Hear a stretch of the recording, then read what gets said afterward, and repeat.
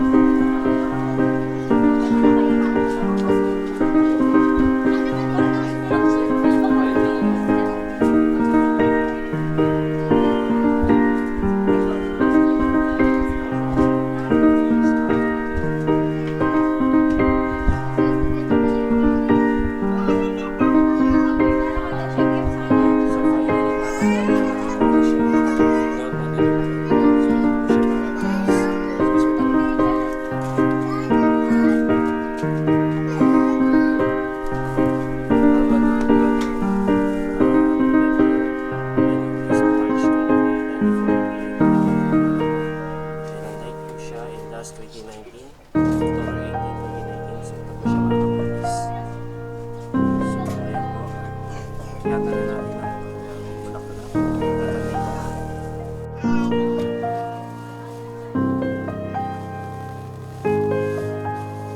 So, bigyan ko siya ng isang